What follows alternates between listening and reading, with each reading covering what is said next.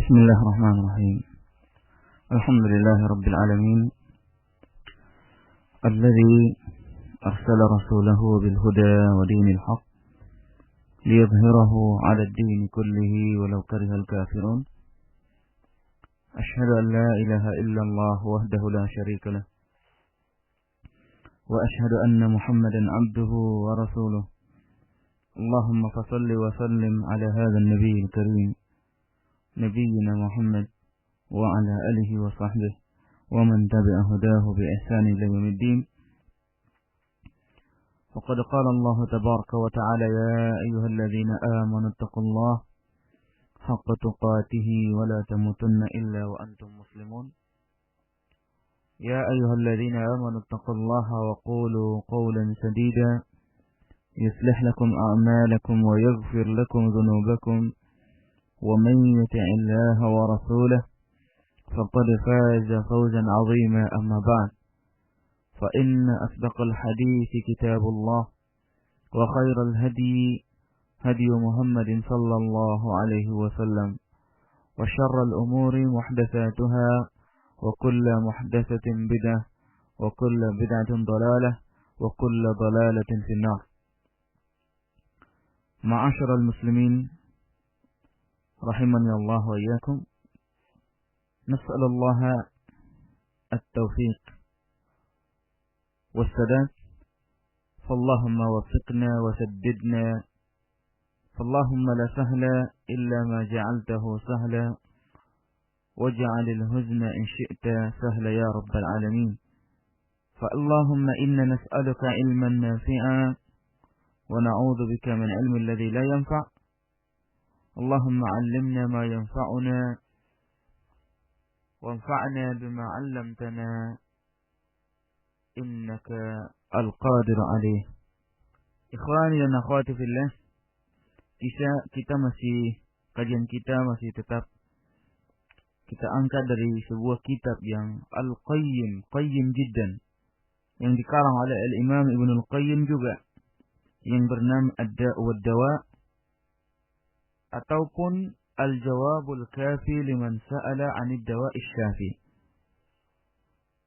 Pada dua pertemuan yang lalu tentang kitab ini, kita telah membahas bahwa sebab munculnya buku ini adalah karena orang yang bertanya tentang yang dia melihat dirinya akan binasa dan hancur gara-gara dampak kemaksiatan yang sudah terlanjur, berupa penyakit seks, kelainan seks. Semoga Allah mengampuni kita dan menjauhi kita, keturunan kita dari hal ini, yaitu berupa homoseks. Di mana pada sekarang ini penyakit ini menyebar, virus ini dari orang-orang kufar ke negeri kita tercinta ini, yang sangat kita khawatir terhadap diri kita dan keluarga kita. Demikian juga lesbian, apalagi lah yang namanya perzinahan, Allahul musta'an. Dengan demikian, obat yang pertama kemarin telah kita sampaikan memberikan sifat optimisme bahwa Allah tidak menurunkan bala ini kecuali Allah juga menurunkan penyakitnya. Allah menurunkan hal-hal yang busuk, menciptakan hal-hal yang busuk untuk orang-orang busuk, seperti bangkai dan banyak hal-hal yang lain, pepohonan, buah-buahan yang bau. Tetapi juga Allah masih menciptakan adanya minyak wangi, menciptakan ada aroma-aroma bebungaan, berbagai macam bunga yang sangat wangi. Maka ada yang memilih yang bau, ada yang memilih minyak kasturi. Itu yang pertama, bahwa Allah Azza wa Jalla membuat dua-duanya. Allah menciptakan malaikat, tapi Allah juga menciptakan syaitan. Siapakah yang menjadi teman Anda? Apakah yang membuat malaikat datang dan apakah yang membuat syaitan datang? Yang kedua, di antara obat penyakit itu, kata beliau Ibnu Al-Qayyim, bertanya. Tatkala kita tidak mengerti apa obat penyakit kita dan apa obatnya, kita bertanya. Fa innama du'aul 'ai as-su'al. Sesungguhnya obat kebodohan itu adalah bertanya. Maka bertanya adalah cara ringkas untuk menyelesaikan problem-problem kita kadang-kadang. Kemudian yang ketiga adalah Al-Quran. Bahwa Al-Quran tidak ada Allah tidak menurunkan obat yang paling mujarab bagi yang mengetahui selain daripada wahyu Allah berupa Al-Quranul Karim. Dan ini sudah disebutkan Ibnul Qayyim tatkala dia di Makkah tidak mendapatkan dokter dan orang dan obat yang bisa ininya, sehingga dia cukup membaca Al-Fatihah dan dia merasakan dampak, yakni merasakan kesembuhan yang luar biasa yang Allah dengan izin Allah. Setiap kali orang mengeluh dengan penyakit-penyakitnya, dia hanya mengucapkan bacalah Al-Fatihah, saya sudah merasakan keutamaan kelebihan daripada Al-Fatihah.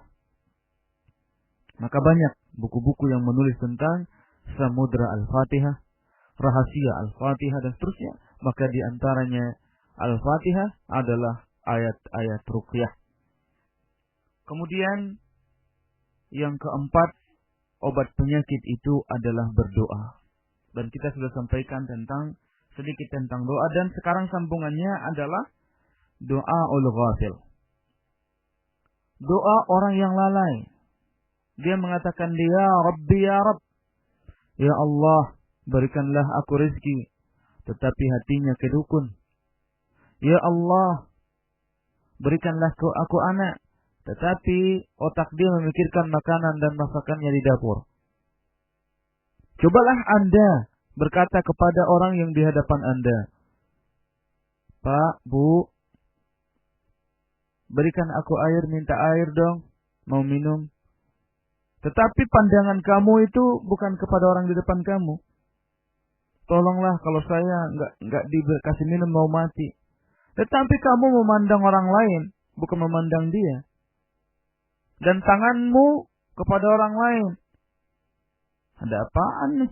Ini melecehkan atau apa? Kan gitu kalau untuk manusia. Contohnya di depan saya nih di samping saya ada Aba Afif. Nah, akhir Abu Afif minta kertas, tolong kertas.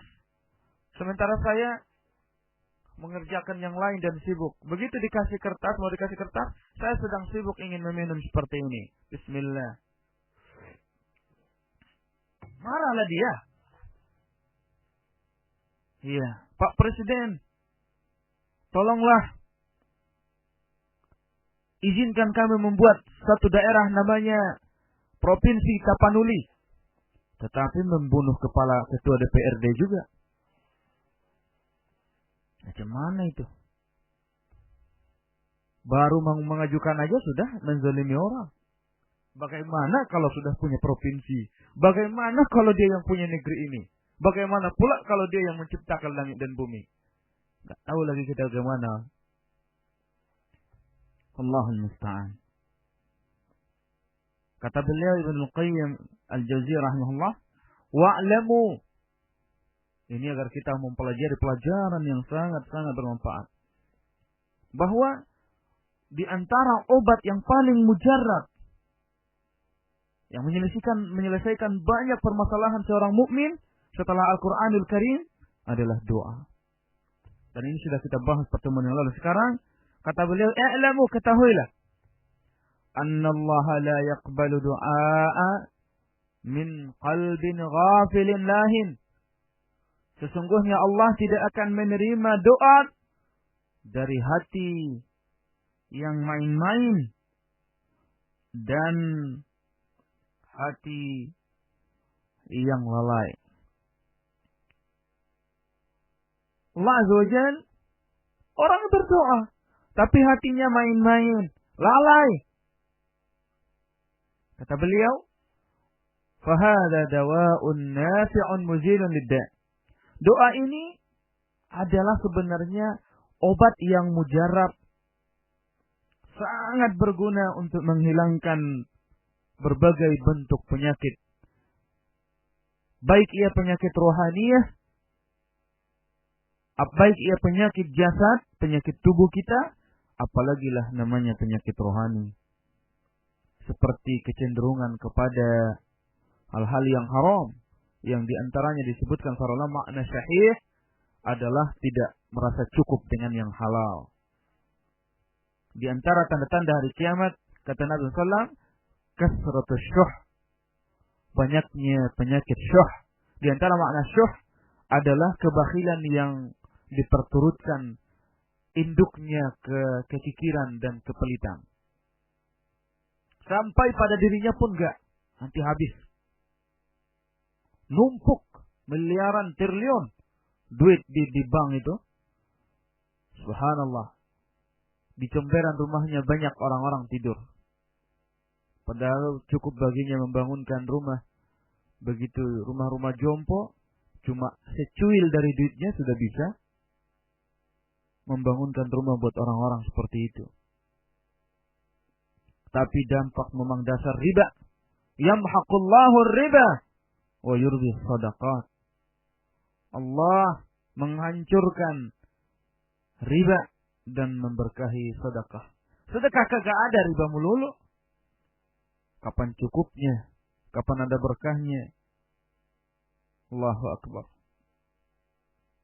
Walakin ghaflatul qalbi. Kata beliau, doa itu obat yang mujarrab yang dapat menghilangkan berbagai bentuk penyakit. Akan tetapi ghaflatul qalb, kelalaian hati anillah dari Allah, tubtilu quwwatah, membatalkan kekuatan doa itu. Doa itu dibuat Allah mempunyai kekuatan dan mujarab sekali. Tetapi kadang-kadang doa itu jadi melemah. Seperti yang sudah kita bahas pada pertemuan yang lalu, Kamis yang lalu. Bagaikan anak panah yang keluar daripada qaus, dari busur panah yang sudah talinya itu sudah dipakai 50 tahun yang lalu. Udah kendor. Begitu dilepaskan anak panahnya, cuma setengah meter di depan kita. Orang 150 meter, 200 meter, kijang di depan masih ditangkap sama dia. Ditusuk sama dia langsung. Musuh-musuh itu di depan. Ini malah jangankan ke depan. Jangan-jangan orang yang melemparkan berbalik lagi ke dia. Karena memang dasar talinya sudah enggak berfungsi. Begitulah doa orang. Banyak yang sambil ngantuk. Rabbil firli. Malah akhirnya dia, ya Allah hancurkanlah aku. Ya. Dia mendoakan sesuatu untuk diri, enggak ngantuk. Enggak serius. Maka itu diantara hal al-ghaflah, kelalaian hati, merupakan melemahkan kekuatan doa itu sendiri. Wa kadzalika di antara hal-hal yang melemahkan doa itu, di samping hati yang lalai main-main, kata beliau, aklul haram, memakan konsumsi pakaian, memakan makanan yang haram. Ini dikatakan memakan bukan karena makan saja, termasuk pakaian, termasuk minum. Karena pemakaian yang paling sempurna buat manusia itu apa? Sesuatu yang dimakan. Yubtilu quwwatahu wa yud'ifuha, membatalkan kuatnya doa dan melemahkannya itu. Sudah 2 masalah ini, ada 3. Lalai, main-main, kemudian gara-gara makanan yang haram. Hal ini cukuplah sebagai syahid di dalam hadis di Sahih Muslim dari hadis Abu Hurairah radhiyallahu taala anhu, qala Rasulullah sallallahu alaihi wasallam, ya ayyuhan nas, Rasulullah SAW bersabda, wahai manusia, innallaha tayyib, sesungguhnya Allah itu baik, la yaqbalu illa tayyiba, Allah tidak akan menerima kecuali yang baik-baik saja. Bagaimana kita mau diterima Allah? Hati kita penuh dengan kedengkian. Makanan kita penuh dengan hal yang haram. Lisan kita dipenuhi dengan dusta. Semana. Innallaha tayyibun la yaqbalu illa tayyiba. Naik haji agar dipanggil ha gede sebelum namanya itu. Kalau orang terlupa dikit, Pak Anu, jangan Pak Anu aja. Panggil haji dong. Karena duit saya sudah hancur, sudah habis untuk itu. Subhanallah. Kalau dia gelar pendidikan akademis, mendingan karena dia gelar duniawi. Dan dia memang menghabiskan duit untuk itu. Dan memang dia masalah duniawi. Ini antara dia dengan Allah Azza wa Jal. Heran. Umrah, haji, biar dipilih.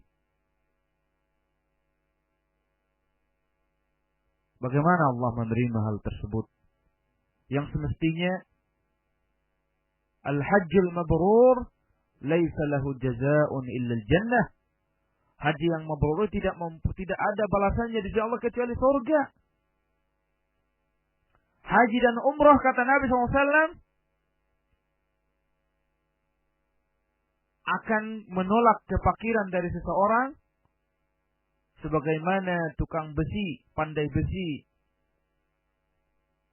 Nah, apinya pandai besi itu mengeluarkan khobathal hadid, yakni kotoran besi dari besi itu. Begitulah haji dan umrah menghilangkan kemiskinan dari seseorang dengan pergi haji dan umrah. Bukan ini yang dicari karena Allah. Malah supaya apa? Kepentingan-kepentingan yang lain. Begitu juga doa ya ikhwatal iman. Kata Nabi SAW, wahai manusia, sesungguhnya Allah itu thayyib, baik. La yaqbalu illa thayyiba. Tidak menerima kecuali yang baik-baik. Bagaimana makanan yang haram? Bagaimana ucapan yang khabith? Hati yang selalu dengki. Wa inna Allaha amara al-mu'minin bima amara bihil mursalin. Sesungguhnya Allah Azza wa Jal memerintahkan orang-orang beriman dengan sesuatu yang ia perintahkan kepada al-mursalin, para rasul. Salawatullahi alaihim. Faqal, Allah Azza wa Jalla berfirman, ya ayyuhar rusul kulu minat tayyibat wa'malu salihah inni bima ta'maluna alim. Wahai para rasul, hendaklah kalian makan dari yang baik-baik. Beramallah amal yang saleh. Sesungguhnya saya Maha mengetahui terhadap apa yang kalian lakukan. Allah tahu dari mana Anda mengambil harta Anda. Dengan demikian keluarlah kaidah, biar bagaimanapun kita miskinnya, kalau kita makan yang halal, kata Nabi SAW, kalau kamu mempunyai quta yaumik, makanan pokokmu hari itu, mu'afa fi jasadik, badanmu sehat, otakmu sehat, dan tidak punya utang, ka'annama hizat laka dunya bihazafiriha, seolah-olah diberikan kepadamu dunia dan seisinya. Ini enggak. Dia bilang dia robah pula. Kalau tak dapat pinjaman lunak, tak bisa tidur. Seharusnya prinsip dalam Islam, kalau punya utang, tak baik, tak bisa tidur. Kalau ini enggak. Kalau tak dapat pinjaman, untuk dilarikan, enggak bisa tidur dia. Bagaimana Allah bisa memberkahi orang-orang kayak gini? Semoga Allah mengampuni kita. Allah Azza wa Jalla mengatakan, ya ayyuhar rusul kulu minat tayyibat wa'malu salihah inni bima ta'maluna alim.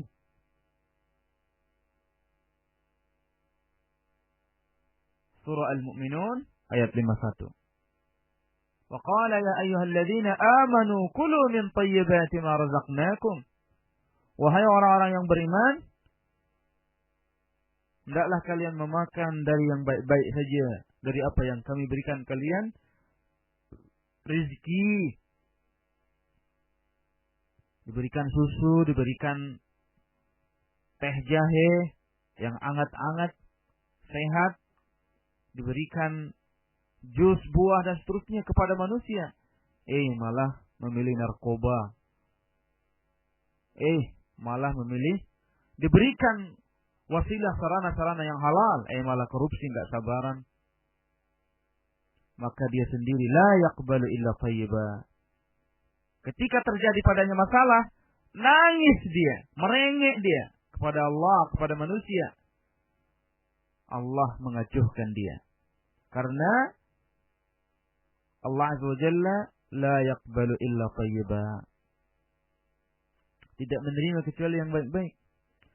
ثم ذكر الرجل يطيل السفر أشعث أغبر. Kemudian Rasulullah SAW mengkisahkan seseorang yang bersafar terus-menerus. Orang yang dalam bersafar, yakni perjalanan panjang. Ash'atha akbar. Orang tersebut sampai kusut rambutnya itu. Kusut pakaiannya itu. Akbara. Berdebu. Itu menunjukkan kondisi orang yang safar. Ya tentunya tidak seperti sekarang pakai pesawat. Jalan kaki atau pakai onta. Karena panjangnya perjalanan. Dari ujung Aceh sampai Bengkulu, Lampung sana. Berhari-hari, berbulan, minggu-minggu, berbulan. Terus mencari kebutuhannya itu. Sampai kusut. Rambut-rambut gak sempat tersisir. Pakaian kusut. Aghbara. Dan dia kena debu semuanya. Lalu dia kata Nabi SAW, kondisi seperti ini seharusnya orang yang, coba kalau ada orang yang kusut rambutnya, pakaiannya lusuh nggak disetrika dan seterusnya, menangis-nangis, kasihan kita melihatnya. Kata Nabi SAW, ada orang seperti ini, yamuddu yadaihi ila sama', lalu dia menengadahkan tangan ke langit, ya Rabbi ya Rabb, wahai Rabbku, wahai Rabbi ya Rabb, ya Allah. Tetapi kata Nabi sallallahu alaihi wasallam, wa mat'amuhu haram, wa malbasuhu haram, wa ghudhiya bil haram, fa anna yustajaba lidzalik. Tetapi kata Nabi sallallahu alaihi wasallam, makanannya itu yang haram, pakaiannya haram, gizi-gizi yang dimasukkan haram. Bagaimanakah bisa diijabahkan Allah, diperkenankan Allah untuk permintaannya itu? Hadis ini diriwayatkan Imam Muslim di dalam kitab Zakah. Dan juga diriwayatkan oleh Imam Tirmidzi, Imam Ahmad dan Ad-Darimi rahimahumullah ta'ala. Itulah kadang-kadang kita menangis, merengek di hadapan Allah. Namun hal ini bisa terjadi. Makanan, minuman, semua dengki lagi. Allahu Akbar. Luar dalamnya busuk. Namun demikian bisa ketawa lagi dia di atas permukaan bumi ini. Malah mencalonkan diri lagi. Heran. Untuk ngurus dirinya kagak bisa, kagak becus. Allahul musta'an. Wa zakara Abdullah ibn al-Imam Ahmad fi kitab az-Zuhd li abi. Abdullah bin Ahmad bin Hanbal, anaknya Imam Sunnah yang bernama Abdullah ini, menyebutkan di dalam kitab Az-Zuhd yang dikarang oleh bapaknya Al-Imam, ada hadis, ada buah kisah, asaba Bani Israel balaan. Bani Israel tertimpa musibah. Diuji Allah Azza wa Jalla. Fakharaju makhraja. Lalu Bani Israel berbondong-bondong keluar ke suatu tempat. Untuk apa? Untuk beristighatsah. Meminta kepada Allah. Ya Rabbi, ya Rabb. Ya Allah, mereka menangis. Berjamaah. Beramai-ramai. Beristighatsah, berdoa kepada Allah Azza wa Jalla. Namun fa'auhallahu azza wa jalla ila nabiyihim an akhbirhum. Lalu Allah azza wa jalla mewahyukan kepada nabi mereka, nabi Bani Israel. Dia tahu bahwa Bani Israel Allah telah mengutus kepada mereka nabi-nabi dan rasul yang banyak. bukan cuma satu nabi mereka. Itulah sebagaimana yang kita bahas di dalam kitab Syu'umul Ma'siyah. Wa faddalakum 'alal 'alamin. Allah mengutamakan Bani Israil dari yang lain dengan mengutus banyak nabi di antara mereka. Itu di antara yang Allah lebihkan Bani Israil. Namun mereka bagaimana? Bahkan membunuh nabi mereka. Fakharaju makhraja. Lalu Allah Azza wa Jalla mewahyukan kepada nabi mereka, an akhbirhum. Kasih tahu mereka, kabarkan kepada umatmu, kaummu. Annakum takhrujuna ila as-sa'id bi abdanin najisah. Wahai Bani Israil, tidak usah kalian minta-minta. Karena sesungguhnya kalian telah kalian keluar ke as-sa'id, ke tanah lapang yang kalian berkumpul di situ. Apa yang kalian keluarkan? Bi abdanin najisah. Tubuh-tubuh badan-badan najis. Kalian najis semua. Wa tarfa'una ilayya akuffan. Dan kalian menengadahkan tangan-tangan kalian kepadaku, kata Allah. Safaktum bihad dima. Yang dengan tangan kalian itu menumpahkan darah. Hatta para nabi pun kalian tumpahkan darahnya. Wa mala'tum biha buyutakum minal haram. Dan dengan tangan-tangan kalian yang kalian minta kepadaku, kata Allah, kalian telah penuhi rumah-rumah kalian dengan yang haram. Mulai dari kendaraan hasil yang haram. Al-an hina istadda ghadabi alaikum. Adapun sekarang setelah kemurkaanku bersangatan kepada kalian, datang kalian memohon, kalian mengacuhkan perintah dan laranganku. Kata Allah Azza wa Jalla, "Walan tazdadu minni illa bu'da." Kalian tidak akan bertambah di sisiku kecuali kebencian dan kejauhan. Biarpun kalian menangis, merengek, berkumpul, mengadahkan tangan. Padahal nanti akan kita baca bahwa di antara sebab-sebab diijabahkannya doa dengan menengadahkan tangan. Dengan orang yang sedang safar. Orang yang sedang menghinakan dirinya di hadapan Allah. Dengan pakaian yang lusuh. Ini malah kata Allah Azza wa Jalla, lan tazdadu minni la bu'da. Kalian tidak bertambah di hadapanku, biarpun kalian merengek, menangis, berkumpul, kecuali semakin jauh dan benci kepadaku, kata Allah. Nah, selama ini kalian acuhkan banyak ulah-ulah Bani Israil. Inilah yang terjadi barangkali juga Wallahul musta'an di negeri tercinta ini. Jatuhnya pesawat, tsunami, lumpur lapindo, tabrakannya banyak kereta api. Bukannya malah merengek kepada Allah dengan mentauhidkan Allah, taubat. Malah beristighosah, berkumpul sebagian manusia dengan cara yang syirik. Bukan mengobati kebaikan, memberikan kebaikan, menambah kejauhan dari Allah Azza wa Jalla. Allahu Akbar. Gak ada bantuan Allah datang. Mereka menangis dan seterusnya. Tapi setelah mereka kesyirikan dan kebidahan dilakukan, hal-hal yang haram tidak peduli. Korupsi merebak di mana-mana. Riba di mana-mana. Jalan-jalan negeri yang tercinta ini, setengah kilometer, bahkan 300 meter, 200 meter, riba. Dan terpampang di mana-mana. Butuh duit langsung, cair. Dengan mudah syaratnya. Syaratnya gampang. Diantar di tempat. Setiap kita mau belanja,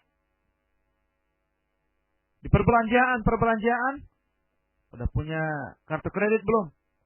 Kalau punya kartu kredit, kita punya pinjaman di ini, maka langsung dapat diskon. Sistem-sistem yang dimurkai Allah Azza wa Jalla.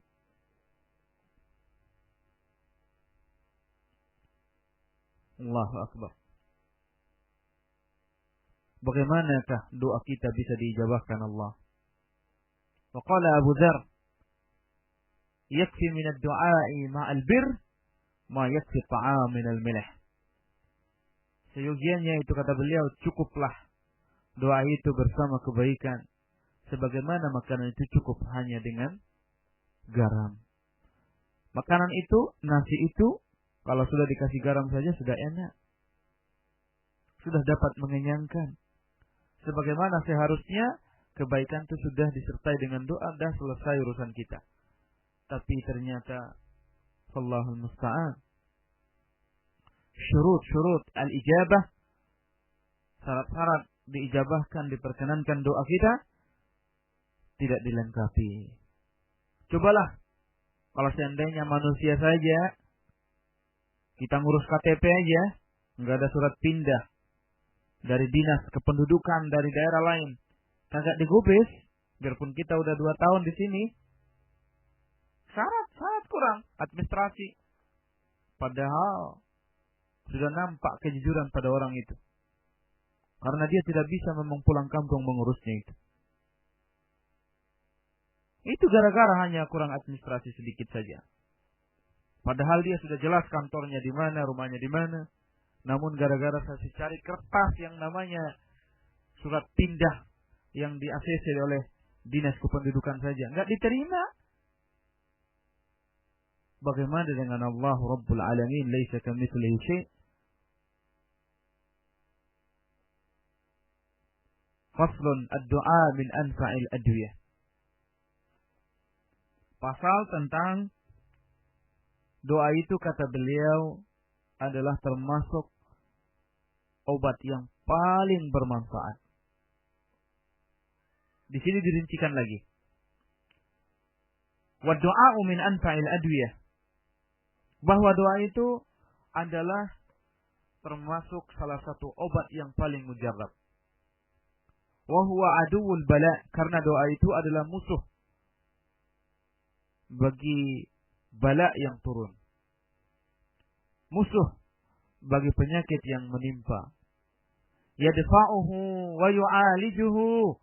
Doa itu adalah menolak dan mengobati musibah dan bala yang akan turun. Wa yamna'u nuzulah.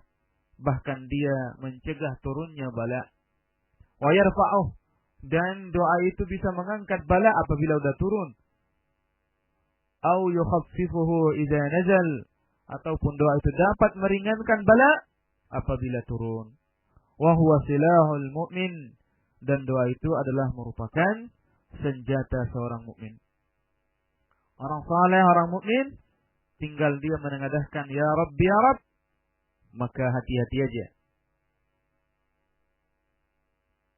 Seperti Abdullah bin Zubair bin Awam, tatkala dia dibunuh Al-Hajjaj, dia berdoa sebelum kematiannya itu, ya Rabb, la tusallit alaihi ahadan ba'di. Jangan engkau biarkan dia bisa membunuh orang setelahku lagi. Maka Allah Azza wa Jalla timpakan penyakit kepada Hajjaj bin Yusuf As-Saqafi. Semoga Allah yang menyelamatkan kita dari apa yang menimpa beliau. Semoga Allah mengampuni Hajjaj ini. Maka dia mengatakan, Qatalani Abdullah bin Zubair. Abdullah bin Zubair telah membunuhku. Karena dia Allah timpakan penyakit yang dia itu semakin melemah, mati dia. Merasakan sakit luar biasa di seluruh tubuhnya itu. Gak bisa tidur. Gak bisa apa. Sampai itu membuat dia mati. Dan memang benar. Tidak sempat lagi dia ngapa-ngapain. Kecuali dia dimatikan Allah Azza wa Jalla. Dengan berkah doanya Abdullah bin Zubair. Yang merupakan putra daripada Asma binti Abi Bakar, kakaknya Aisyah radhiyallahu taala anha warḍah. Kata beliau, itulah al-mu'min, silahul mu'min.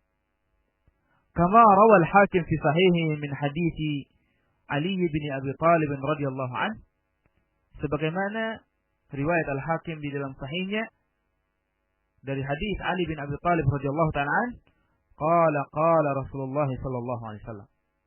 Ad-du'a'u silahul mu'min. Doa itu merupakan senjata seorang mukmin. Wa imaduddin, dan merupakan tiang agama. Wa nurus samawati wal ardh, dan cahaya langit dan bumi. Tapi hadis ini adalah dikeluarkan oleh Hakim, dan dia mengatakan ini hadis sahih dan disetujui oleh Imam Az-Zahabi. Namun hadis ini dikatakan oleh Syekh Al-Albani ini adalah hadisun dhaif.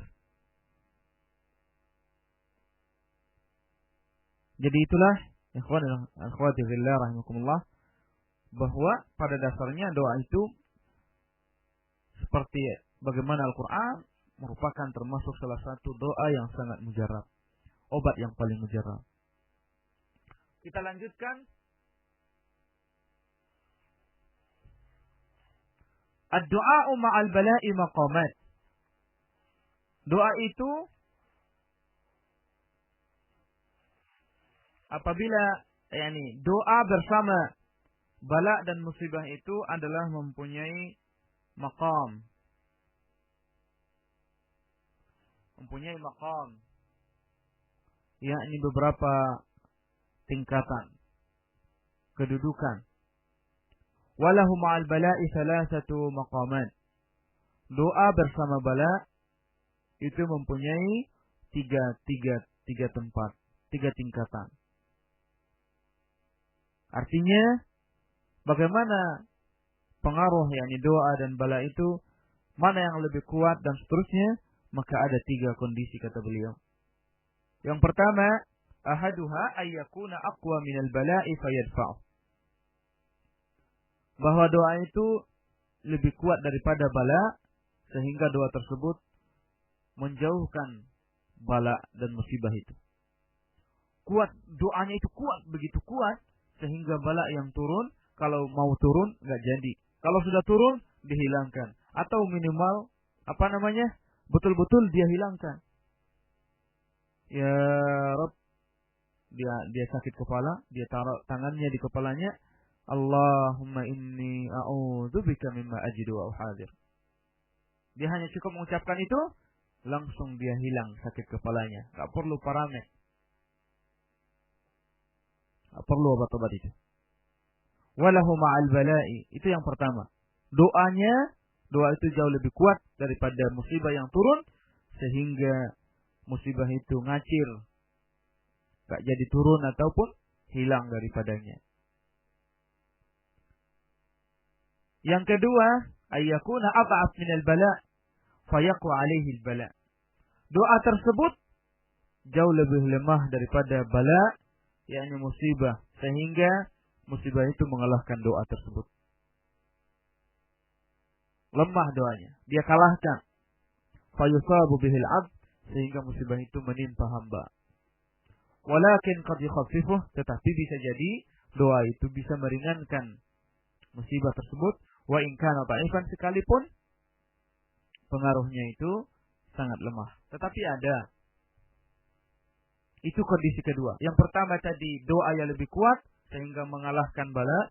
Yang kedua adalah doa itu jauh lebih lemah daripada bala sehingga bala mengalahkan doa. Sehingga itulah munculnya pengaruh bala terhadap seorang hamba. Seperti jin. Jin itu ingin merasuki seluruh manusia yang beriman. Tapi ada seorang mukmin jauh lebih kuat dari jin. Bahkan jin itu menjauh takut. Seperti Umar bin Khattab radhiyallahu ta'ala, kalau dia membuat berjalan di satu jalan, jin itu, iblis mengambil jalan yang lain. Kalau kita lari malah dikejar. Allahul musta'an. Itu kondisi kedua. Kondisi ketiga, maqam ketiga, ayyataqawama wa yamna kullu wahidin minhum sahibah. Keduanya itu adu kuat. Smackdown mereka itu. Doa dan musibah itu. Adu kuat. Yataqawama wa yamna kullu wahid minhum sahibah. Dan salah satu dari keduanya, doa dan musibah itu, Bala itu yataqawaman, saling menolak, saling adu kuat, saling mengusir kawannya. Karena kedua-duanya itu sama, satu kelas, sama-sama kelas 3 SMP atau sama-sama kelas 3 SMA atau sama-sama S1, sama-sama S2 atau sama-sama S3. Jadi itulah 3 kondisi, 3 maqam. Bila dilihat doa dengan kaitannya apabila dikaitkan bersama bala. Yang pertama tadi doa lebih kuat, jadi dia seolah-olah S3. Balanya itu yang datang cuma SMP. Maka dengan teori sedikit hancur balanya. Nggak jadi nongol dia. Yang kedua, balanya malah yang S3, dia yang SMP. Ya udah, dikuasailah. Yang ketiga, satu kelas. Maka saling beradu aja. Kadang ini menang, kadang itu. Saling menolak, saling itu. Nggak bisa kita menyimpulkan. Wa qad rawal Hakim fi sahihihi min hadithi Aisyah radhiyallahu anha. Hal ini adalah hadis yang diriwayatkan oleh Imam Hakim dan disahihkan oleh beliau dari hadis Aisyah radhiyallahu taala anha. Qalat, Aisyah menuturkan, qala Rasulullah sallallahu alaihi wasallam. Rasulullah sallallahu alaihi wasallam bersabda, la yughni hadarun min qadar. Tidak bermanfaat, tidak berguna kehati-hatian dari qadar Allah. Kita berhati-hati dan seterusnya. Kalau sudah ditakdirkan Allah, jatuh juga.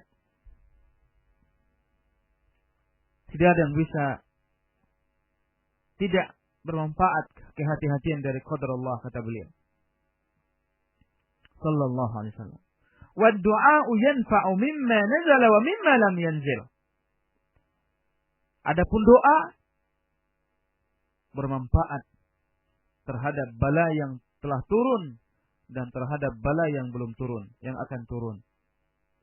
Wa innal balaa'a la yanzilu fayalqahu du'a.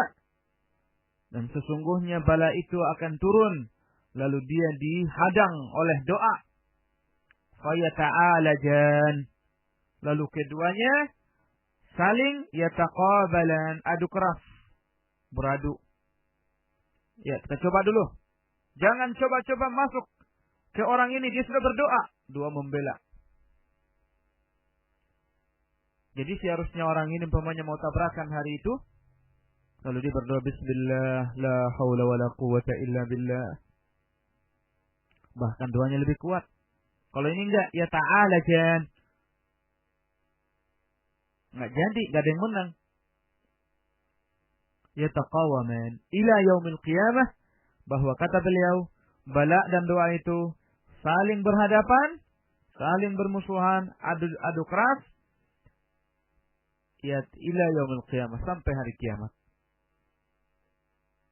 Hadis ini sahih, diriwayatkan oleh Imam Hakim dalam Mustadraknya jilid 1 halaman 492.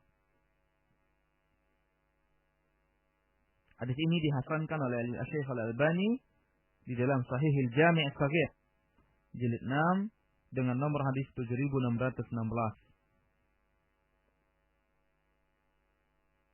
Wa fihi aidan min hadits Ibnu Umar 'an Nabi sallallahu alaihi wasallam. Dalam permasalahan ini juga ada hadis dari Ibnu Umar dari Nabi sallallahu alaihi wasallam. Bersabda, la yaruddul qadra illa du'a. Tidak ada yang dapat menolak takdir Allah kecuali doa. Wa la yazidu fil 'amali illa al-birr. Tidak ada yang dapat menambahi amal kebaikan kita kecuali al-birr. Tidak ada yang dapat menambahi amal kecuali kebaikan kita. Wa inna ar-rajula la yuhramu ar-rizqu bi-dzambi yusibuhu. Sesungguhnya seseorang itu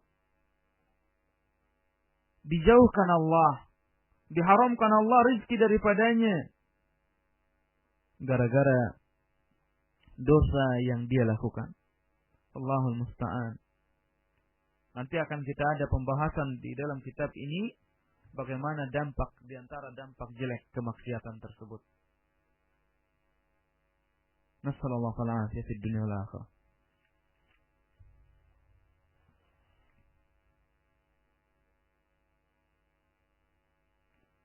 Kita lanjutkan faslun al-ilhah fid du'a. Mengenai masalah yang tadi bahwa doa dan seterusnya itu tidak ada pertentangan dalam hadis Nabi SAW. Allah sudah membuat takdir. Maka yang dimaksud dengan takdir yang ditolak doa kita itu adalah takdir, namanya di dalam Fathul Bari diterangkan oleh Imam Ibnu Hajar Al-Asqalani di dalam kitab Fathul Bari Syarah Sahih Bukhari, bahwa itu adalah takdir, namanya takdirul mu'allaq. Takdir mu'allaq namanya, bukan takdir mubram yang di Lauhil Mahfuz, tetapi takdir yang di tangan para malaikat, bahwa si fulan akan sakit, tapi karena dia berdoa maka enggak jadi sakit, maka di inilah. Adapun Allah di Lauhil Mahfuz sudah tahu kalau orang ini akan berdoa atau tidak mau berdoa dan seterusnya.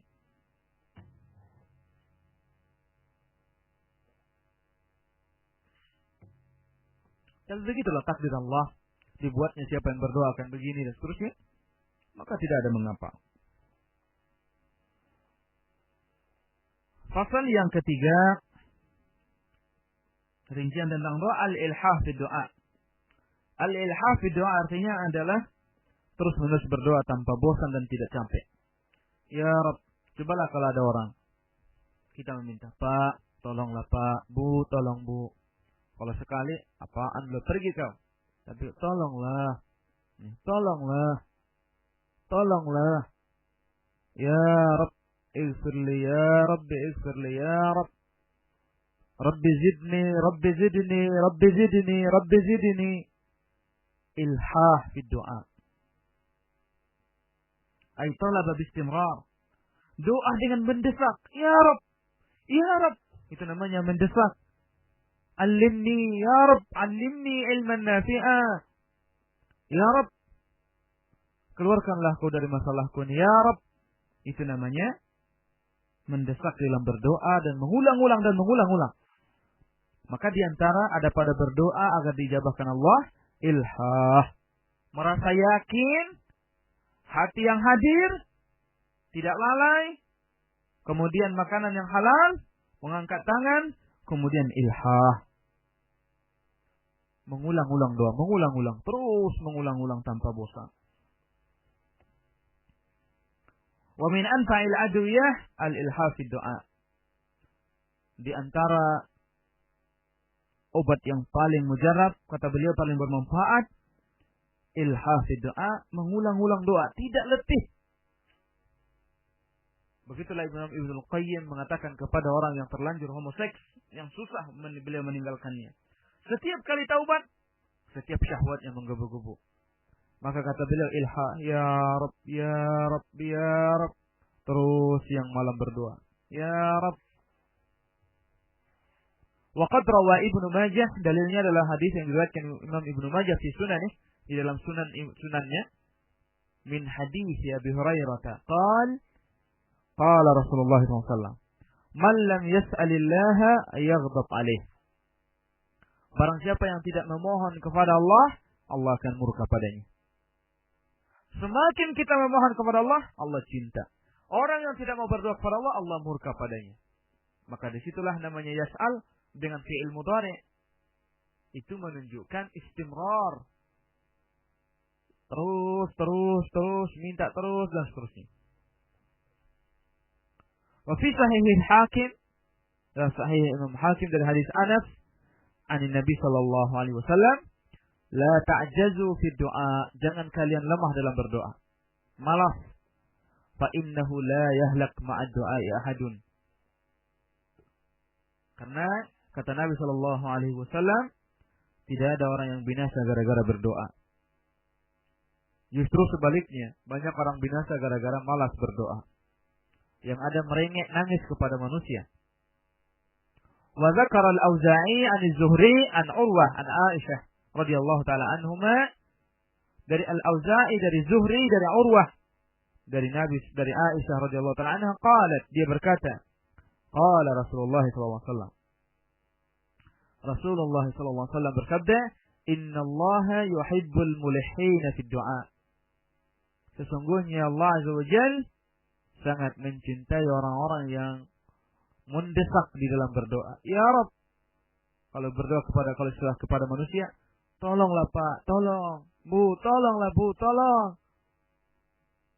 Tolonglah, dan seterusnya. Itu namanya ilhah. Dan Allah sangat mencintai itu. Menunjukkan, mengizharkan, menampakkan kebutuhan dan kefakiran, ketergantungan kepada Allah Rabbul Izzah. Wa fi kitab az-Zuhd lil Imam Ahmad an Qatadah qala Muwarraq. Di dalam kitab az-Zuhd yang bagi Imam Ahmad dari Qatadah berkata Muwarraq, ma wajadtu lil mu'min masalan. Qatadah radhiyallahu ta'ala mengatakan dari Muwarraq, beliau mengatakan, saya tidak mendapatkan permisalan yang tepat bagi seorang mukmin illa rajulan, kecuali dia seorang mukmin bagaikan seseorang fil bahri ala khasyabah. Bagaikan permisalan seorang mukmin yang tepat baginya, kata beliau, saya tidak mendapatkan permisalan yang tepat bagi seorang mukmin kecuali bagaikan seseorang yang sedang di atas lautan samudra ala khasyabah, di atas sepongkah, di atas di atas satu papan ala khasyabah. Dia mendapatkan kayu, satu kayu kecil, satu kayu yang dia berpegang dengannya di atas lautan. Fahuwa yada'u ya Rabbi ya Rabb. Dia mengatakan, berdoa kepada Allah, ya Rabbi ya Rabb, wahai pemilik langit dan bumi, ya Allah yang di tangannya ubun-ubunku. La'allallah azza wa jalla ayunjih. Kiranya Allah azza wa jalla memohon dia agar Allah menyelamatkannya. Itulah kondisi seorang mukmin. Bagaimana kata Qatadah dari Muwarraq ini, bahwa itulah permisalan yang tepat bagi seorang mukmin. Ketergantungannya kepada Allah, kebutuhannya kepada Allah, laksana seorang di antara kalian yang sedang terdampar di lautan, yang sedang dia itu karena musibah dia betul-betul berada di atas lautan yang hanya dia memegang sepotong kayu yang dia bertahan hidup dengannya, dan dia tidak tahu kehidupannya, ombak besar atau ikan besar yang memakannya, ataupun dia kehilangan air, kehabisan minum, air asin semua, kehilangan makan lagi di tengah laut, dan tidak ada orang yang mendengar. Tidak ada yang tahu tentang kondisinya kecuali Allah. Lalu dia mengucapkan, ya Rabbi ya Rabb. Itulah seorang mukmin, kata beliau. Pagi dia takut kalau Allah membuat dia penyakit. Begitu dia mau keluar takut tabrakan. Begitu sudah sampai di rumah dia takut rontoh rumahnya. Begitu dia mau menyekolahkan anaknya takut anaknya ada apa-apa. Begitu dia mau pergi haji takut dia pesawatnya jatuh. Begitu dia sudah haji dia takut hajinya enggak diterima Allah. Begitu dia mau sholat takut sholatnya enggak khusyuk. Setelah dia sholat takut sholatnya enggak diterima Allah, tapi dia mengharapkan. Begitulah dia selalu mengucapkan, ya Rabbi ya Rabbi ya Rabb. Itulah perkataan Qatadah. Itulah laksana seorang mukmin. Adapun orang fasik, orang munafik, la yahtajun Allah.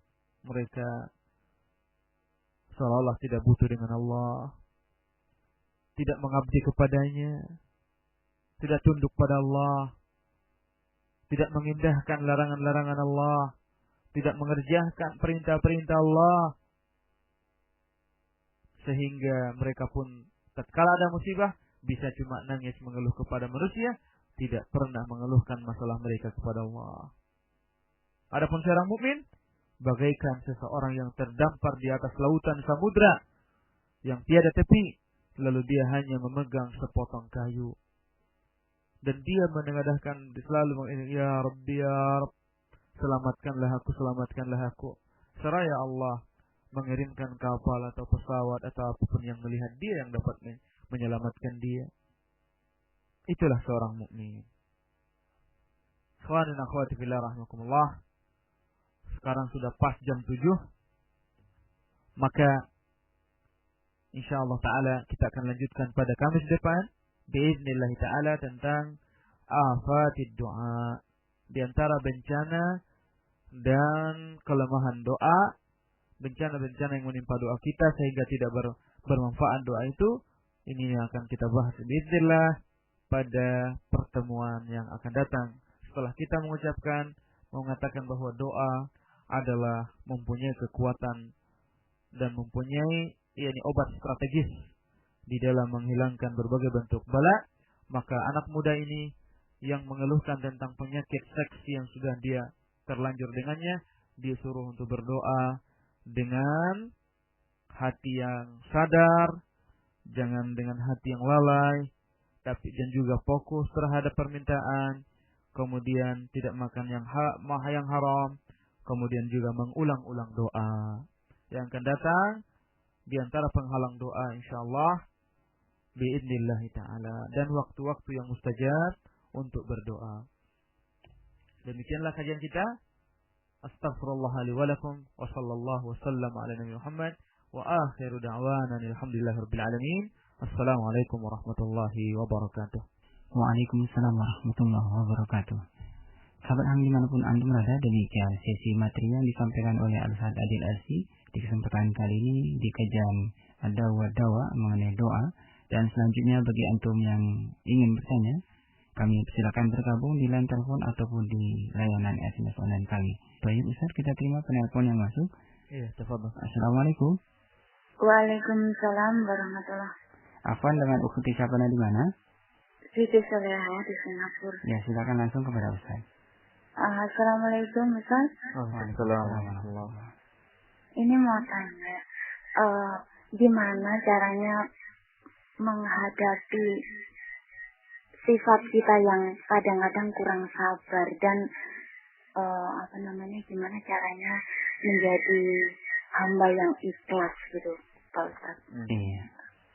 Ya, terima kasih. Assalamualaikum warahmatullahi wabarakatuh. Waalaikumsalam warahmatullahi wabarakatuh. Bismillah, alhamdulillah, wassalatu wassalamu ala rasulillah. Wa ba'd. Bagaimana supaya kita bisa menjadi hamba yang sabar, kemudian menjadi supaya kita hamba yang ikhlas menerima itu? Tentunya ikhwani dan akhwati fillah, kita tahu bahwa Allah Azza wa Jalla tidak satu pun yang terjadi di muka bumi ini, termasuk apa yang terjadi pada diri kita, kecuali itu merupakan takdirun minallah, takdir Allah Azza wa Jalla. Kalau Allah Azza wa Jalla menurunkan takdir Allah agar Allah menguji kita. Para ulama mengatakan sabar itu terbagi pada 3. Pertama, sabar terhadap perintah Allah untuk menjalankannya itu. Karena menjalankan kewajiban itu butuh kepada kesabaran. Yang kedua, as-sabru 'alal manahi. Sabar terhadap larangan-larangan Allah. Ada orang itu bisa rajin sholat, puasa, perintah-perintah, tapi gak sabaran tentang larangan Allah. Pacaran jalan terus. Apalagi mungkin dia jauh dari suami, jauh dari istri. Maka dibutuhkan kesabaran. Taat di jalan Allah. Yang ketiga, sabar terhadap takdir Allah. Annama asabaka lam yakun liyukhti'ak. Bahwa kita ketahui bahwa apa yang Allah gariskan menimpa kita, itu pasti akan menimpa kita. Tidak ada yang bisa menghalangi. Wa ma lam yusibaka wa ma akhta'aka lam yakun liyusibak. Sesuatu yang Allah tidak gariskan itu untukmu tidak akan bisa kena denganmu. Tidak akan terjadi padamu illa ma qad qaddarallahu lak, kecuali sesuatu yang Allah sudah takdirkan bagimu. Dengan pengetahuan iman kepada qadar dan qadar ini, maka menjadi kita mudah sabar. Fa idzahum mubsirun, seketika seorang mukmin itu sadar. Ya Rabb, ya Rabb, ini darimu. Inna lillahi wa inna ilaihi raji'un. Allahumma akhlif li fi musibati. Allahumma ajurni fi musibati wa akhlif li khairan minha. Begitu seterusnya. Jadi kita tahu itu dari Allah, maka kita bersabar. Maka siapa yang ini, faman radiya falahu ridallah, barang siapa yang ridha terhadap takdir Allah, baginya keridhaan Allah. Barang siapa yang murka terhadap takdir Allah, baginya murka Allah. Maka tidak ada jalan lain kecuali kita tunduk dan patuh kepada Allah tabaraka taala. Wallahu taala alam. Syukur Ustaz, barakallahu fiik. Insyaallah kita akan kembali menerima penelpon yang masuk Ustaz. Assalamualaikum. Waalaikumsalam. Afwan, dengan Bapak siapa dan di mana? Bapak Ansar di Batu Haji. Bapak Ansar di Batu Haji, silakan Bapak. Mau tanya Ustaz, itu kalau kita pakai parfum yang beralkohol, boleh kan dibawa sholat? Apakah parfum yang beralkohol itu najis Ustaz? Iya. Assalamualaikum. Waalaikumsalam warahmatullahi. Parfum itu sudah kita bahas permasalahan ini ketika di ATKJ ya, panjang lebar ya kemarin, bahwa intinya alkohol itu yang paling rajih adalah najis. Namun apabila alkohol itu hanya parfumnya sangat sedikit, itu masih ada yang membolehkan di antara para ulama. Namun sebaiknya dihindari, masih ada minyak-minyak yang non alkohol yang lebih bagus seperti yang sekarang banyak ditulis non alkohol dan seterusnya. Minyak-minyak dari tumbuh-tumbuhan, berbunga dan seterusnya. Maka hendaknya lah kita hindari, apalagi kadang-kadang kita tidak tahu bahan-bahan yang ada di dalam itu. Maka sekarang banyak produk-produk negeri kita yang jauh daripada alkohol itu, maka bersabarlah dengan yang halal itu, dan kita menghindari hal-hal yang diharamkan Allah Azza wa Jalla berdasarkan fatwa para ulama kita bahwa alkohol itu wallahu ta'ala alam yang paling rajih dia adalah masih termasuk najis. Wallahu ta'ala alam. Syukur Ustaz, barakallahu fiik. Demikian jawaban Ustaz kepada ahli Ansor, dan selanjutnya kita kembali menerima penelpon masuk sebelum kita membacakan SMS. Assalamualaikum. Waalaikumsalam warahmatullahi wabarakatuh. Dengan Bapak siapa di mana ini Bapak? Najib dari Tanjung Oban. Assalamualaikum Ustaz. Waalaikumsalam warahmatullahi wabarakatuh. Ustaz, kalau kita ditimpa penyakit, kemudian kita berdoa pada Allah minta kesembuhan, apakah boleh? Apakah itu termasuk kita tidak sabar? Oh, gitu ya Pak. Jazakallah Ustaz. Oh iya. Assalamualaikum. Waalaikumsalam warahmatullahi wabarakatuh. Iya, bismillah, alhamdulillah, wassalatu wassalamu ala Rasulillah. Tatkala kita berdoa untuk Allah sembuhkan penyakit kita, justru itu disuruh. Iya, ud'uni astajib lakum. Kata Allah Azza wa Jalla, berdoalah kalian kepadaku, niscaya aku yang ijabahi. Justru doa merupakan sarana dan yang paling ampuh dalam menyembuhkan penyakit kita dan balak-balak yang lain. Tidak berlawanan dengan qadar. Bahkan kata Nabi SAW tadi sudah kita pelajari bahwa doa, apabila doa itu lebih kuat, kekhusyuan hati, diulang-ulang, makanan yang halal pada waktu-waktu yang mustajab, maka penyakit dan bala itu semuanya hilang dan sirna dari kita. Dan itu Allah menyuruh kita. Dan itu tidak menunjukkan kita, dan kita tidak boleh mengatakan, ya Allah, ujilah aku di dunia dan tidak. Kita harus meminta, meminta Allahumma inna nas'aluka al-afwa wal afiyah fid dunya wal akhirah. Allahumma afini fi badani, wa afini fi jasadi, wa afini fi sam'i. Kan gitu diajarkan Nabi SAW. Ya Allah, perbaikilah, sembuhkanlah, berikanlah kesehatan badanku, tubuhku, mataku, telingaku, seterusnya. Kita harus berdoa. Dan itulah dikatakan tadi, riwayat dari Qatadah dari Muwarraq, bahwa permisalan seorang mukmin itu bagaikan seorang mukmin yang bagaikan seseorang yang terdampar di lautan yang dalam, luas, dia hanya memegang sepotong kayu yang dia berdoa, ya Rabbi, ya Rabb, yang dia melihat kehancuran, tenggelam, mati dan seterusnya, kalaupun dia tidak tenggelam. Itulah seorang mukmin berdoa terus. Wallahu ta'ala alam. Silakan, tidak masalah. Ya, syukur Ustaz, barakallahu fiik. Selanjutnya kita bacakan pertanyaan yang masuk dari SMS Ustaz yang berasal dari Ukhti Nur di Singapura Ustaz. Ustaz, jika orang yang bekerja tidak amanah dengan melalaikan waktu pekerjaannya, adakah uang gajinya bisa jatuh kepada syubhat ataupun haram Ustaz? Syukran atas jawabannya, afwan. Iya. Bismillah, alhamdulillah, wassalatu wassalamu ala rasulillah. Iyalah, artinya kalau kita umpamanya menginikan waktu, kalau memang sistem kerja kita itu ada istilah limit waktu, dan kan ada bentuk orang itu kan beda-beda. Kalau dia manajer, memang sudah diketahui bahwa dia terlambat pun tidak masalah. Karena memang dia hanya menyeleksi hasil pekerjaan dan seterusnya. Tapi kalau memang dia punya limit waktu yang dia harus di situ, lalu dia korupsi waktu, tentunya itu termasuk bagian-bagian yang dilarang juga dalam agama Allah. Tapi kalau bentuk pekerjaannya itu bukanlah dilihat waktunya, tapi dia adalah, bisa saja dia akhirkan, dia datang terlambat, tapi dia juga pulang terlambat. Ada bentuk pekerjaannya itu memang dia kalau terlambat tidak ada gunanya lagi. Nah itu semuanya adalah kembali kepada itu perjanjian awal, kondisi kerja dan seterusnya. Tapi itu prinsip di dalam Islam bahwa menjaga waktu dan seterusnya itu adalah hal yang dituntut dan akan dimintai Allah pertanggungjawaban umur kita secara umum, bukan hanya sekedar waktu-waktu saja.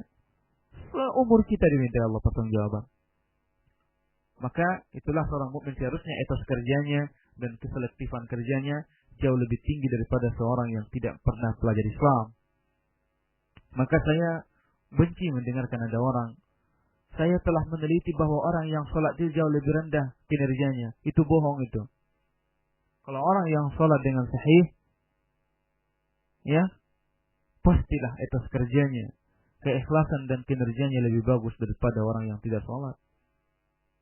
Maka semakin ibadah orang kepada Allah, ketundukan kepada Allah semakin tinggi, pasti semakin tinggi etos kerjanya, hasil kerja dan seterusnya itu. Wallahu ta'ala alam. Iya, selanjutnya Ustaz, pertanyaan berasal dari Abu Ibrahim di Batu Jusan. Assalamualaikum Ustaz. Waalaikumsalam warahmatullahi.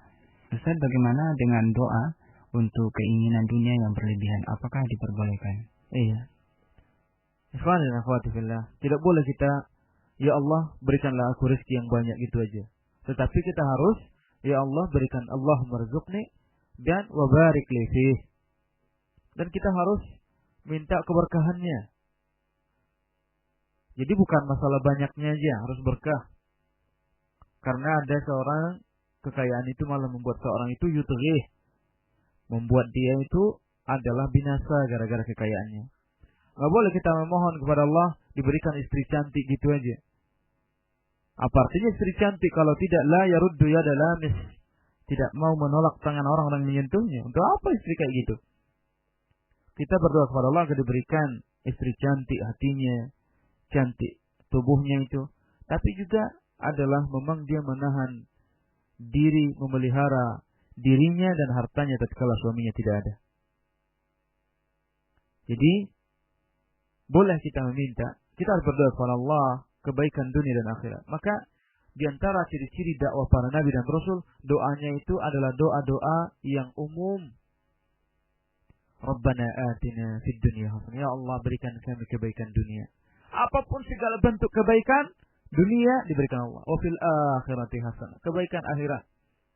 Kalau doa orang awam, orang jahil, kita, ya Allah berikanlah aku pil. Kalau ada pil ya. Ya Allah berikanlah aku periuk. Itu pula satu persatu dirincikan.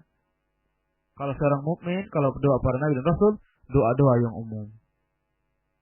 Seperti yang tadi, Rabbana atina fid dunya hasanah. Kecuali memang turun sesuatu permasalahan yang khusus.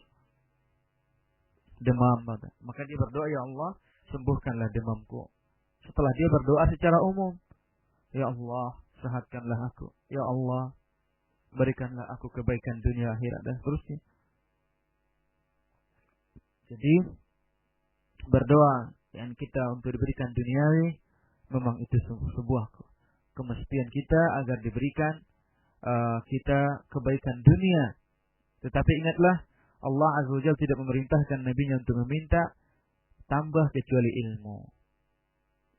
Wa qur rabbi zidni ilma. Katakanlah Muhammad, Rabbi zidni ilma, ya Rabbku tambahilah ilmuku. Allah tidak memerintahkan nabinya untuk minta tambah kecuali masalah ilmu.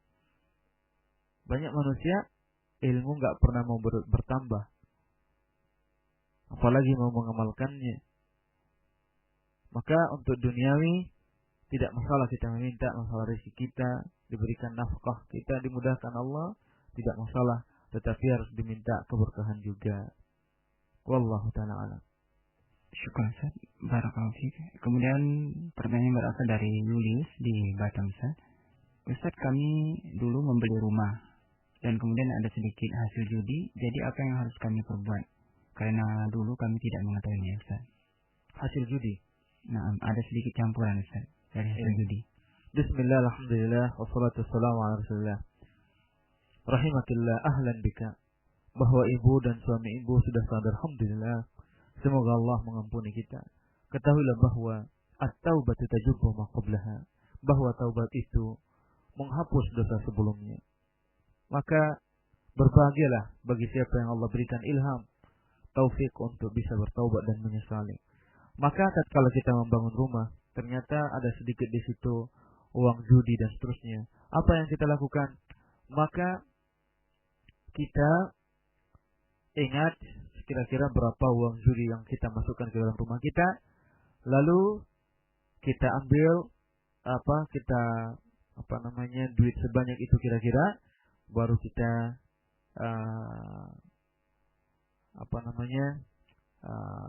judi tersebut kita infakkan, kita berikan ke jalan-jalan yang maslahat ammah, seperti perbaikan jalan atau apa, dan kita niatkan itu adalah hasil judi yang sudah terlanjur.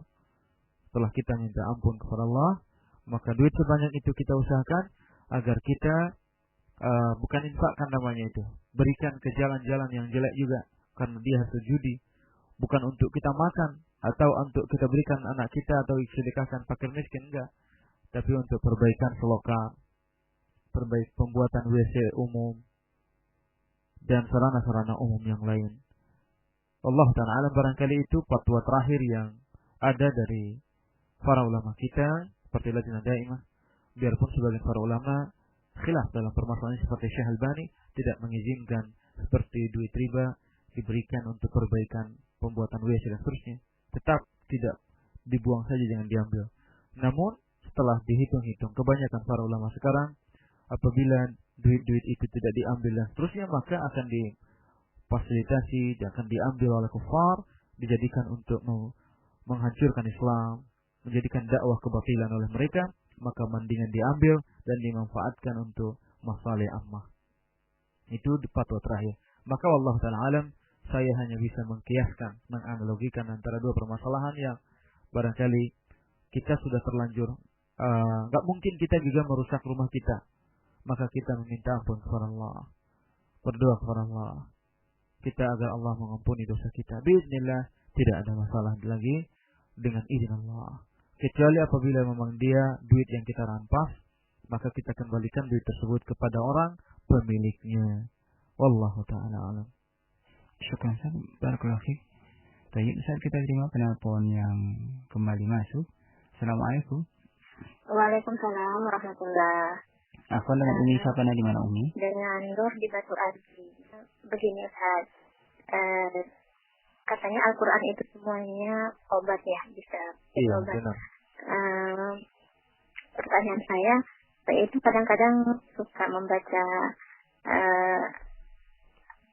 yang doa Nabi Ibrahim itu yang kalau kena api misalnya biar dingin, pakai doa itu. Oh gitu. Jadi wassalamun ala Ibrahim gitu. Jadi ibu kalau mau menyentuh api megang itu. Maksudnya kalau kena api gitu. Oh gitu. Tapi ibu tahan api enggak? Enggak. Oh, enggak. Pertanyaan saya Ustaz, apakah itu boleh atau maksudnya ada contoh apa gimana? Kalau saya lakukan boleh atau enggak? Iya. Makasih Ustaz. Jazakallah khair. Assalamualaikum. Waalaikumsalam warahmatullahi wabarakatuh. Ibu Nur di Batu Haji ya. Ini ada yang doa untuk tahan ya rukuni bardan wassalama. Itu adalah firman Allah Azza wa Jalla, Karena ya subhanallah, di situ ada pelajaran yang tinggi tentang tawakal. Tawakal yang begitu tinggi kepada Allah Azza wa Jalla yang dicontohkan oleh Ibrahim Khalilullah. Di mana dalam sejarah disebutkan oleh ahli tafsir, sebab turunnya ayat itu, firman Allah itu, adalah begitu Ibrahim dilemparkan, diketapelkan dengan menjanit. Ya, saya bisa gambarkan barangkali menjanit itu adalah semacam ketapel gitu. Karena sudah apinya besar, dalam jarak sekian saja sudah kepanasan. Maka mereka tidak ada jalan lain kecuali diketapelkanlah dengan menjanit Ibrahim alaihissalam karena mencela Tuhan mereka. Mengajak kepada tauhid, menyembah Allah saja. Begitu Ibrahim antara langit dan bumi, datang Jibril alaihissalam, ya Ibrahim, butuhkah engkau dengan bantuanku? Mintalah apa yang kau minta. Apa kata Nabi Ibrahim? La, aku hanya butuh kepada Rabbi. Inna Rabbi sayahdin. Sesungguhnya Rabbku aku tidak butuh denganmu. Aku hanya kepada Rabbku. Ya subhanallah. Lalu Allah malu melihat Ibrahim. Langsung Allah Azza wa Jalla. Padahal Jibril alaihissalam mampu mengangkat Ibrahim jauh dari api itu. Mampu mengepakkan sayapnya untuk mematikan api itu. Tapi lihatlah Ibrahim yang sudah api di bawahnya hanya mengatakan, bahkan yang mengatakan pun menawarkan diri Jibril. Dia mengatakan, aku hanya butuh kepada Rabbku. Maka Allah pun memerintahkan kepada api itu, ya narukuni bardan wa salama ala Ibrahim. Wahai api, sebagaimana aku yang memerintahkanmu membuatmu bersifat membakar, maka sekarang kuni barda, jadilah engkau selamat, jadi dingin. Dan dikatakan para ulama, dingin dan salaman, selamat, tidak membahayakan Ibrahim.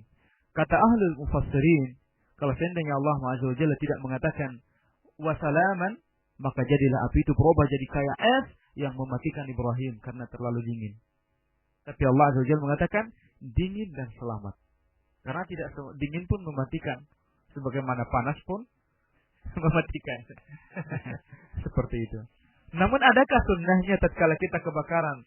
Ya narukuni bardan wa salama, itu perintah Allah ya Ibu Nur di Batu Haji. Itu perintah Allah buat api, kita tak bisa memerintahkan api. Hati api dan seterusnya itu yang memerintah, itu jundullah, tentara Allah apa yang ada di langit dan di bumi. Terserah Allah mau memerintahkan apa. Kalau kita nggak bisa, karena itu juga aneh. Ibu ingin karena semoga Allah ini mengajari ibu dan saya dan kita semua ilmu yang bermanfaat. Tidak bisa kita mengatakan kepada api itu jadilah dingin. Ya narukuni bardan wa salama. Tapi yang ada kita adalah ya Allah sembuhkanlah aku, dan kita buatlah penawar-penawar api yang sudah ditemui oleh manusia yang disyariatkan. Seperti air. Langsung celupkan ke air. Atau air garam. Atau langsung madu, lebih mujarab lagi, langsung dioleskan madu ke situ yang terbakar itu. Madu sangat mujarab sekali. Subhanallah. Sebagaimana firman Allah, fihi syifa. Terkandung di dalamnya itu obat. Memang obat madu itu. Taruh oles dengan madu. Kemudian bagaimana petunjuk-petunjuk dokter juga yang sudah eksperimen hasil penelitian dan dicoba dan percobaan, maka itu adalah yang terbaik. Biarpun kita berdoa salam, tapi tidak ada kalau dengan ya narukuni bardan wa salama. Iya, wallahu taala alam. Ya, syukur Ustaz, barakallahu fiik. Dan selanjutnya kita terima kembali penelpon yang masuk. Assalamualaikum. Waalaikumsalam Pak Ustaz. Ya, dengan Umi siapa dan di mana? Umi Sunarti di Baloi. Iya, silakan Umi. Pak Ustaz, saya mau tanya. Iya, kalau selawat munjia itu apakah termasuk doa? Coba sebutkan dulu selawat munjia itu, Bu.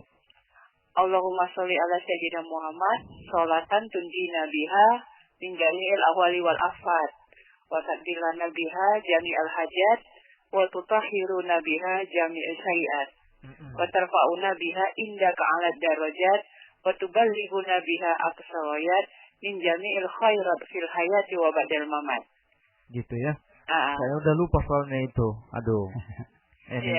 Iya, bagus sekali pertanyaannya ya, Bu. Udah, itu aja.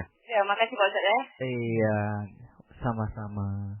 Semoga Allah memberikan yakni taufik dan ilmu yang bermanfaat bagi saya dan bagi Ibu dan seluruh pendengar ya. Bagus, semangat sekali Ibu, kita rupanya dia aktif ya mendengarkan dari tadi ya. Iya, semoga Allah ini memberkahi umur kita.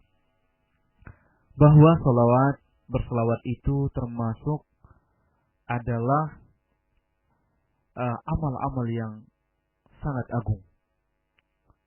Bahkan dalam hadis-hadis itu fadilah-fadilah selawat itu sangat banyak sekali.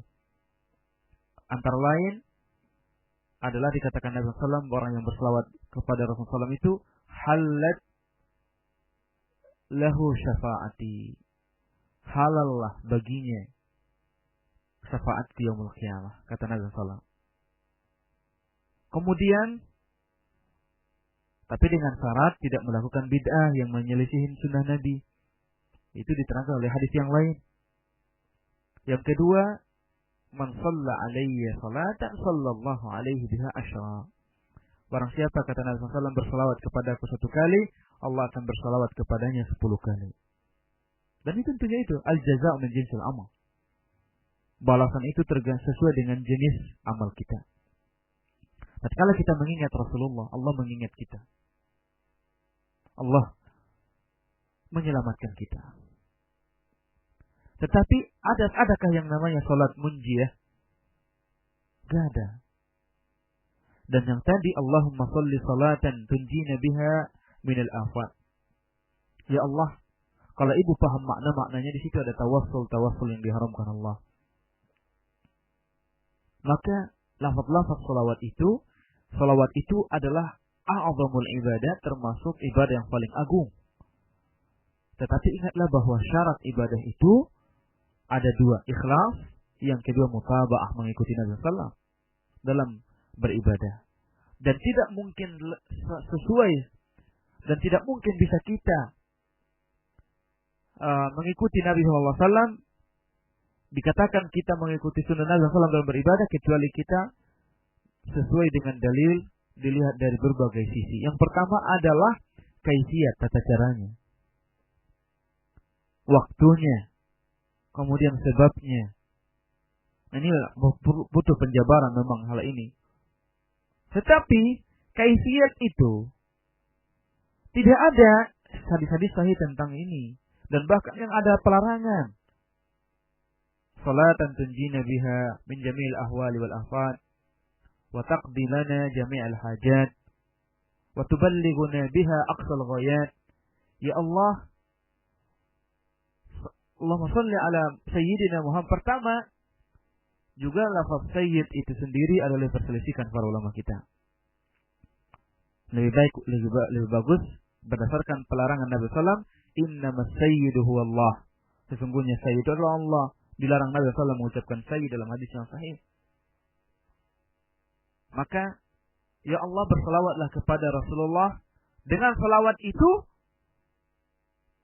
Engkau ya Allah tunjina minal ahwali wal afat. Bayangkan kita dijauhkan Allah, diselamatkan Allah, munjiyah, diselamatkan Allah kami dari afat, dari segala kebinasaan. Dan Engkau sampaikan kami kepada hajat-hajat kami. Ini adalah tawassul yang syirik. Tidak boleh. Yang boleh apa? Allahumma salli ala Muhammad wa ala ali Muhammad kama sallaita ala Ibrahim wa ala ali Ibrahim innaka Hamidum Majid. Kita alhamdulillahi rabbil alamin. Kita memuji Allah, kemudian berselawat kepada Rasulullah, baru kita berdoa. Itu yang ada. Kemudian kita tutup juga dengan selawat, diakhiri dengan memuji Allah juga. Wa sallallahu wasallam ala nabiyina Muhammad wa akhir da'wana alhamdulillahi rabbil alamin. Itu yang ada, Bu. Jadi adapun salat-salat munjiyah, salawat nariyah, salawat badriyah, salawat-salawat macam-macam itu yang dibuat-buat, maka Ada banyak orang itu dibuat selawat. Siapa yang berselawat dengan ini sekian kali, maka baginya 1000 pahala. Dijamin masuk jannah. Dia yang membuat-buat pahala, membuat-buat ibadah, maka seharusnya ya dia pula yang memberikan pahala untuk itu. Memang dia yang buat ibadah itu. Begitu nanti dia katakan kepada orang, coba bayangkan ada berselawat sampai 1000 kali, 5000 kali. Ya, tipislah pantat kita dibuatnya itu. Nggak ada waktu kita itu. Nggak usah. Cukuplah dengan selawat yang diajarkan Nabi SAW. Barang siapa yang mengikuti syariat Allah, maka Allah yang berikan pahala. Tapi siapa yang membuat-buat pahala, membuat-buat ibadah, maka dia pula lah yang menjanjikan pahala. Begitu datang yaumul qiyamah nanti, nggak ada pahalanya itu. Wallahu ta'ala a'lam.